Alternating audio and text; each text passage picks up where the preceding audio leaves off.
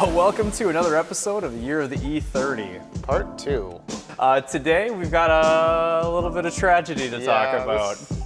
Grab your tissues, be prepared to cry, and Not let for it the all normal reason. It's an E30, you can do what you want. I guess, yeah. All right, so where we left off in the last video is we talked about the glory of Kansas. Yeah, the Kansas trip. The glory of the trip, picking up the car, some of the maintenance that's been done to it. Yep. And then 10-hour drive. Yeah. So, post Kansas. Yeah. Let's talk about what we discovered in Kansas. Cut to the video. Yep. So we're out here, I don't want to say fixing the BMW, but it's making a weird noise when we shift it into any gear. All right, see what's jacked up. The diff is white. Oh, that's good. So I think we found the problem. A problem. Yeah. That's disgusting. A little bit of play there. I'm sure the other side's just as bad. So So they're probably factory. Oh yeah. yeah, that's pretty yucky. Yep. Inside of the tire doesn't look bad, so whatever that funky rubbing sound is, I don't know. Probably that bushing trying to escape. Yeah, right. Let me out here. Oh, that's This side does it too. I can see it from here. It's resting. So what do you think it would be called? It's like a rear subframe. I think it's the subframe bushing. Are they trailing arm bushings or something? That one's subframe where it bolts onto the body, Oh, gotcha. and then trailing arm bushings are also. Wait. Okay, so was that the trailing arm then that was moving up and down, or was that the actual subframe? Oh, that's so bad. Yeah, that's everything. Okay. The diff is actually good. That bushing's, I mean, the bushing's a little weathered, but it's Yeah. not cracked, torn, or sagging at all. And it won't, if I pull on it, it only moves like a quarter of an inch maybe. And it's the rubber that's moving on anything that's good. You gonna call AutoZone or what?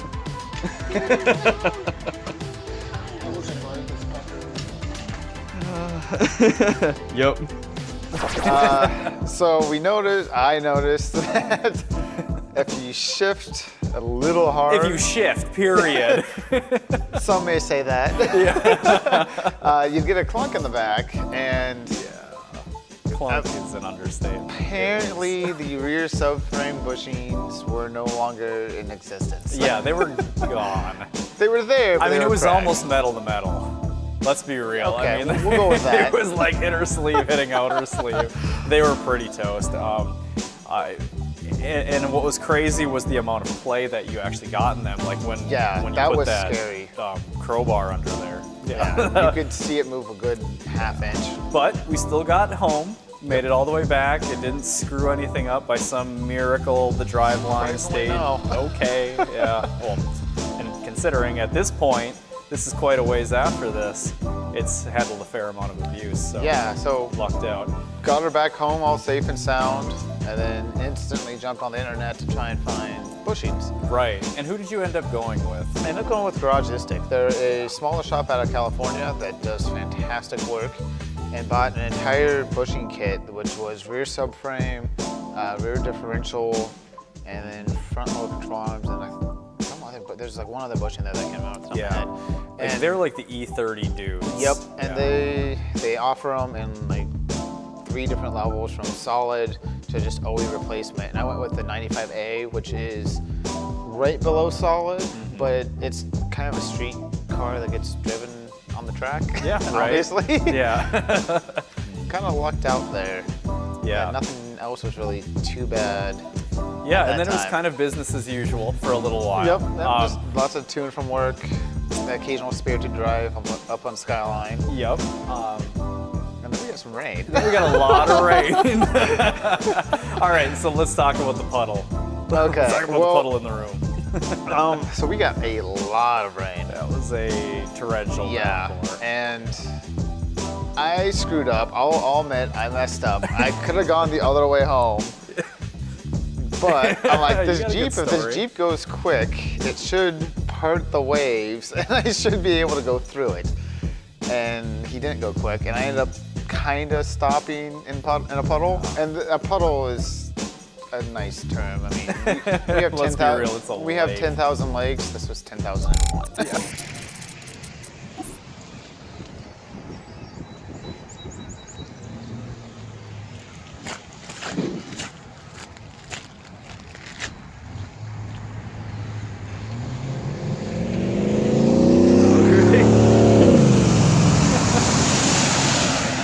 Jesus.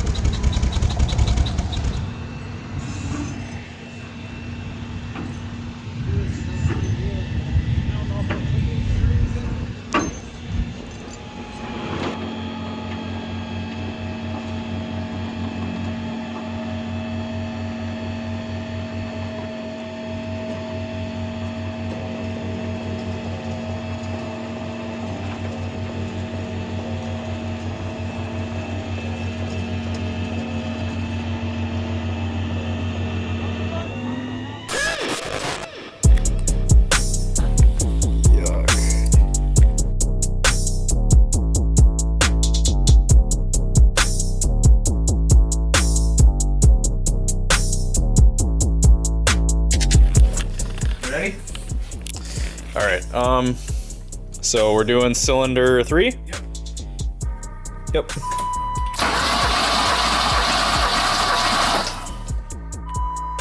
It's just bouncing. Is it? Yeah, it's not building pressure, it's bouncing.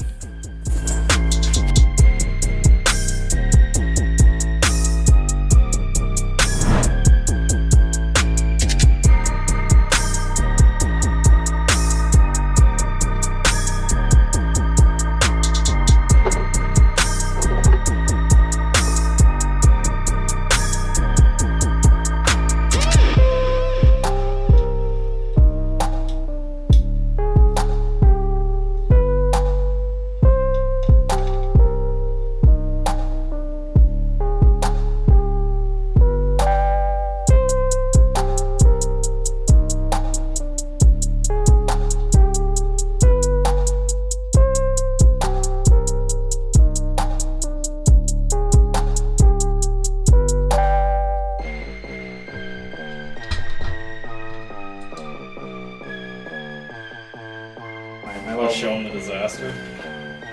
This guy. Done. We did not break this taking it off the car. It came off in pieces. Yeah. This is the head gasket, and it blew both ends off of it and actually cracked. I think this was cylinder 1 and 2, so cracked in between cylinder 1 and 2. Timing belt was fine, not broken or stretched. The valves don't look damaged. Oh, they look really good. We actually drove it into the garage when the tow truck driver dropped it off, so all of that should be fine. Mm-hmm. I think we're gonna get lucky, and it'll just be the head gasket, and Yeah. we'll be on our way. Let's hope so.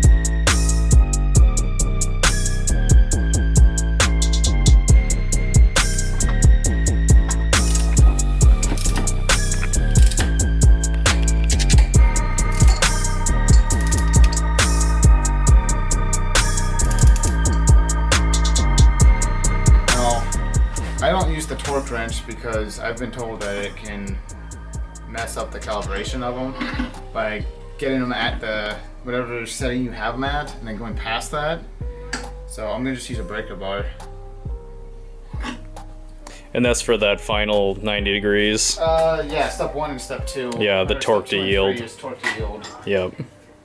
They do make a gauge that you can put on your ratchet to measure out 90 degrees. I like using the breaker bar because it's not going to turn on you. So you can just line it up, make it 90 degrees, and just turn it. Easy enough. Yep, just find something to identify with. Not like, never mind. Uh-huh. Well, and it is an M20. I mean, Yeah, well, like here, I it's got not- the bar. I don't know if you can get a good overhead shot of this, but I have the breaker bar parallel to the spark plug bank on the cylinder head. So I know if I go to here, that's 90 degrees.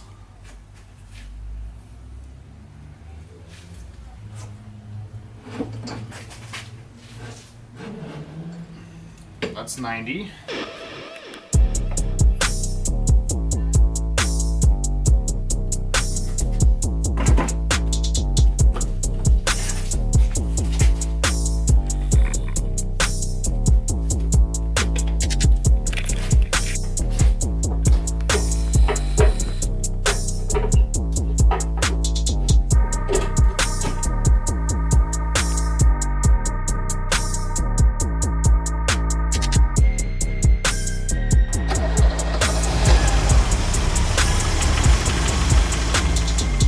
car is back together. Yep. And you know, this is what point in the summer was this? The car's back together. This was early spring the following year, actually. Yeah. So got the car back on the road.